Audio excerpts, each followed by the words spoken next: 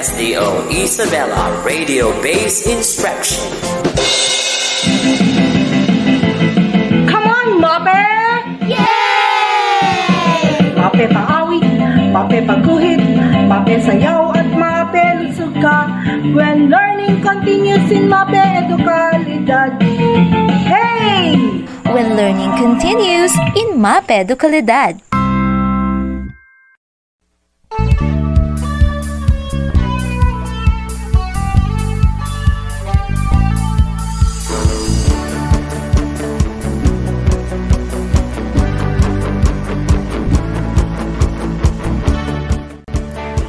A blessed day, dear grade 6 learners!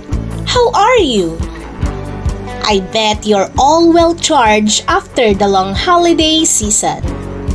I know you miss learning so much, so get ready for our lesson. Welcome to a brand new episode in P6 for the second quarter with the title Skills Involved in the Game. This is Vanessa May de los Santos, your teacher on air, and I'll guide you for today's learning adventure. But before we start, let's stretch our muscles first by doing a light exercise. Do what I say. Are you ready? Let's start. Stand up. Swing your arms up to the sky. Rise up on your tippy toes. Reach for the sky while keeping your body tight. And hold it for 15 seconds. Then lower your heels and arms. Now, let your right ear touch your right shoulder and your left ear touch your left shoulder. Let your chin touch your chest and then heads up. Now, bend your waist and reach for your toes with feet together. Hold for 15 seconds.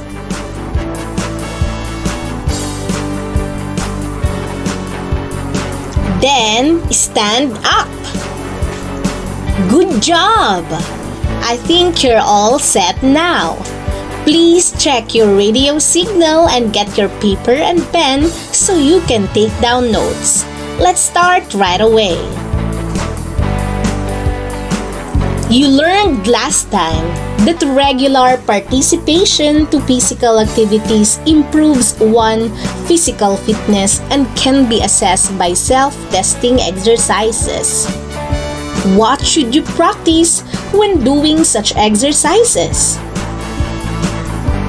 Yes, you should always observe safety precautions. How should you do that? Correct! By following the safety rules and procedures of your class. You can perform an exercise in a secure learning environment. Can you give some safety precautions during PE class? Very good! Give yourselves an applause because you mastered the past lessons.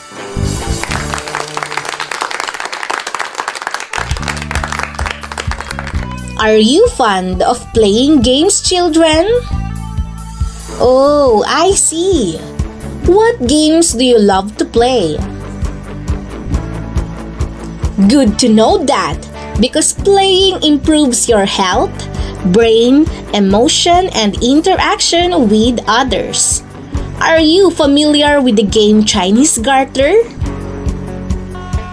Yes, it is a popular game for Filipino children, most specifically among girls during their elementary years.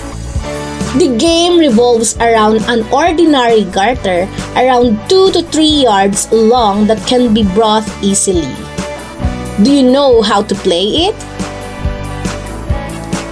In this game, players are divided into at least 2 groups, with a base number of 2 individuals for every group. Amid the game, 2 individuals from the it group will hold the ends of the garter and serve as posts who will stand from opposite sides. The goal of the game is having the ability to effectively jump over the garter, as it is step by step held higher by the post. Once a team member failed to jump over the garter, the team leader, who is called the mother or father, can still save his or her team by taking the member's turn. If the mother fails, their team becomes the next game post and the game starts from level 1. The mother or father jumps over the garter on the last level by jumping very high or doing cartwheel. Who among you know the 10 levels of the game? You can check it out on your last on page 15. But the game can also have different levels depending on what the players agreed on. This time, you will learn the skills in playing Chinese garter for you to improve your ability to perform the game and reduce the risk of injury while playing. What are the different skills in playing Chinese garter? Yes! There are 3 skills involved in playing the game: flexibility, balance, and coordination. What do you know about flexibility? Flexibility is the ability of joints to move through an unrestricted range of motion. Players need this skill for them to bend and move smoothly to hit the garter. Aside from Chinese garter, what other games do you know that requires flexibility? Great! Let's have the second skill, balance. What is meant by balance? Balance is the ability to control and manage one's body. Players support their bodies when they move and jump in the air and land on their feet. Can you give other activities which need balance? Awesome! And the last skill is coordination. Do you have an insight on coordination? Coordination is the ability to combine bodily movement to hit the target level. Players need coordination for them to hit the goal using their body parts together smoothly and efficiently. How can you improve flexibility, balance, and coordination? That's right! To improve these skills, you must do stretching activities like what we had earlier. You can do physical activities to strengthen your muscles. Now, turn your last to page 13 and plan your physical activities. Write them on the pyramid in activity 1. I'll give you 2 minutes to answer.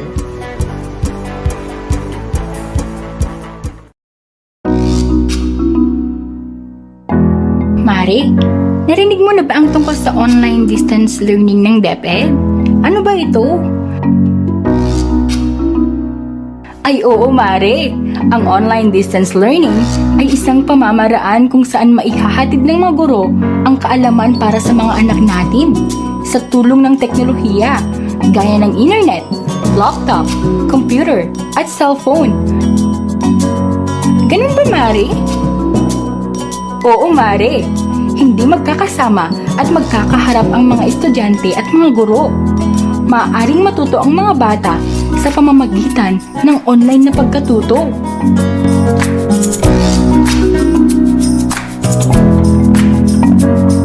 Isang mensahe mula sa kagawaran ng edukasyon at ng himpilang ito.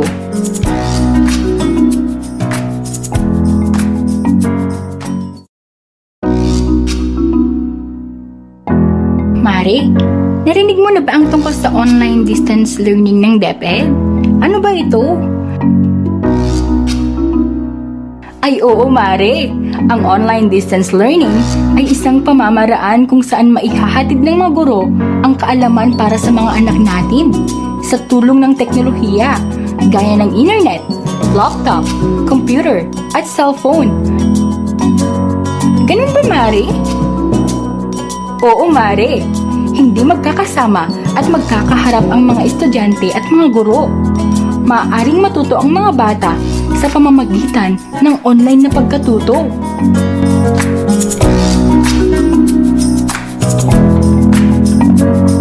Isang mensahe mula sa kagawaran ng edukasyon at ng himpilang ito.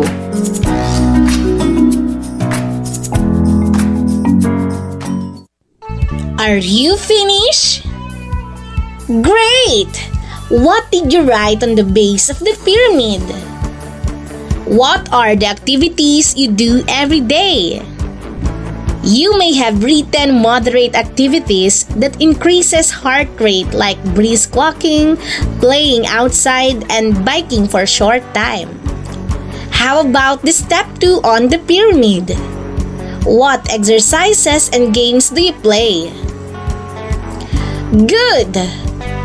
What you wrote are examples of vigorous activities that make the heart beat fast, like intense jogging, fast biking, and playing basketball. Let's move on to the step 3 of the pyramid. What recreational activities do you do? Right! Dancing is one of the most preferred recreational activities these days. Now, let's have the top of the pyramid. What activities should you lessen? Correct! Watching TV and playing cell phone games for a long period of time are activities that should be done occasionally because it is not good for your health. I hope you'll act on your plan for your daily physical activities. May that plan be your guide to improve your flexibility, balance, and coordination. This time, answer the activity 2 on page 14. How can you replace the following inactive activities with active physical activities? Write your answer on your paper. I'll give you another 2 minutes to answer.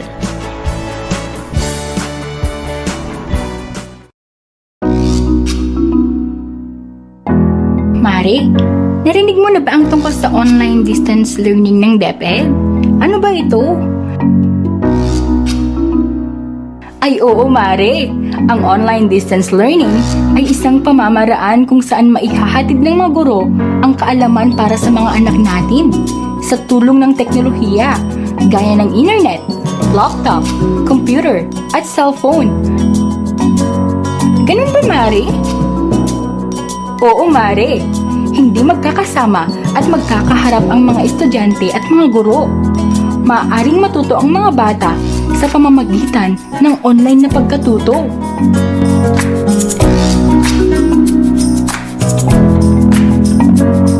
Isang mensahe mula sa kagawaran ng edukasyon at ng himpilang ito.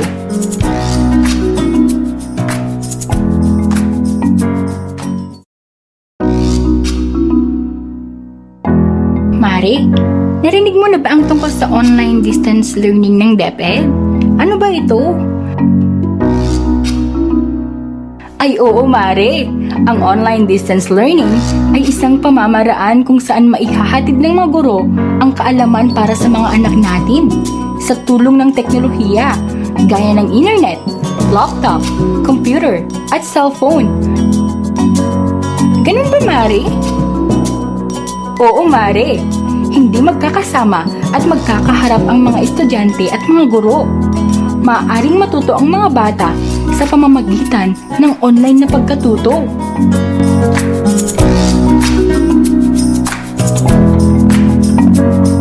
Isang mensahe mula sa kagawaran ng edukasyon at ng himpilang ito.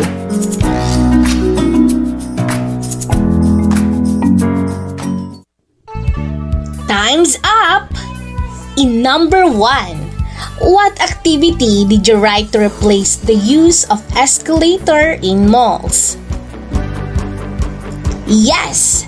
Taking the stairs is a good exercise and it protects your heart. Number 2. What active activity did you write in place of riding a tricycle to a nearby market? You're right! You can walk or run, especially if you're going to a nearby place. How about in number 3? The inactive activity is using elevators in going up to your schoolroom on the 3rd floor. What is your answer? Exactly! Taking the stairs is much better than taking the elevator. In number 4, what did you write to replace playing Candy Crush in your tablet? Good! Playing outside with your siblings, friends, or neighbors is a nice active physical activity.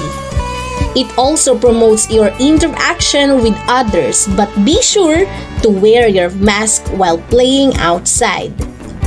Number 5. What activity did you write in place of lying in bed all morning? Precisely! Working out or having a morning exercise is an excellent way to start your day. The inactive activity in number 6 is asking the house helper to prepare food for you. What is your answer? Right! Doing the task or assisting the house helper can be the answer. Let's move on to number 7. I bet you've written washing your clothes instead of requesting your mother to do it. Helping your parents in doing household chores is one way to show your love to them. How about number 8? What did you answer? That's true! Prefer to walk instead of asking your father to drive you to the bookshop just around the corner. In number 9, what activity did you write in place of capturing the PowerPoint presentation or lecture on the board? Brilliant! Handwriting not only exercises your hands but also activates your brain.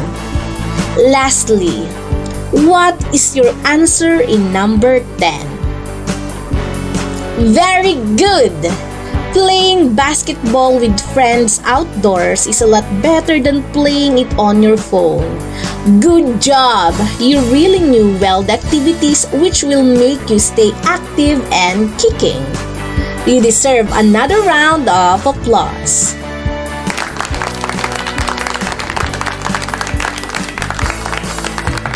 What again are the 3 skills needed in playing Chinese garter? That's right! Players need to have skills such as flexibility, coordination, and balance in playing the game. How can you improve these skills? Correct! You can improve these by stretching, exercising, and having active physical activities. Your answers show that you listened very well. Since you cannot play the game Chinese garter face-to-face with your classmates because of the pandemic, you can call your family members and have fun playing with them. Follow the mechanics on page 15 and rate your skills after performing the game. Pick 1 point if you did not show the skill, 2 points if you showed a little skill, 3 points if you showed some skills, and 4 points if you are skillful in performing. Compute your scores and refer to the equivalents. Scoring 1 means you need improvement. 2 means you are good. 3 means you are very good. And 4 shows that you are outstanding. Pass your score to your teacher and include your reflection in doing the activity. To see if you really understood our lesson, let's have a short quiz. Write true if the statement is true and false if it is not. Shout hooray if you are ready! Number 1. The goal of the Chinese garter is having the ability to effectively jump over the garter as it is step by step held higher by the post. Number 2. Coordination is the ability to combine bodily movement to hit the target level. Number 3. Players need balance for them to bend and move smoothly to hit the garter. Number 4. Flexibility is the ability to control and manage one's body. And number 5. To improve balance, flexibility, and coordination, you must do stretching and active physical activities. Now, let's answer. Is number 1 true or false? Correct. The answer is true. Jumping over the garter successfully in different levels is the goal of the game Chinese garter. How about number 2?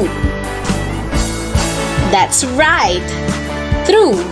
Because coordination is really the ability to combine bodily movements to hit the target level. How about number 3? The answer is false, since the players need flexibility and not balance for them to bend and move smoothly. What is your answer in number 4? Good! It is false because the skill described is balance and not flexibility. How about number 5? Exactly. The answer is true. To improve the mentioned skills, one needs to have stretching exercises and active physical activities. How well did you do? Very good! Now, for your assignment, let your teacher group you into 4. Then, coordinate with your group mates and try to create a new game which can develop the 3 skills discussed. List down the mechanics and submit it to your teacher. Is everything clear? Good! It has been a great day with you.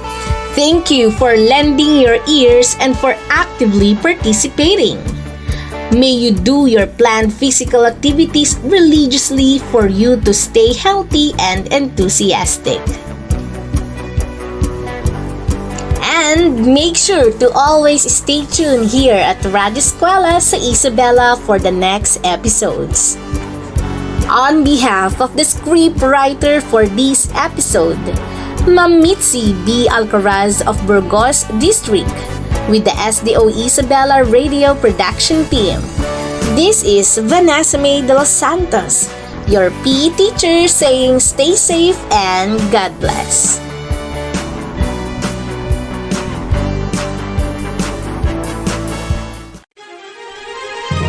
Patuloy ang edukasyon para sa ating henerasyon. Sa daan ng pagkatuto ay walang may iwan.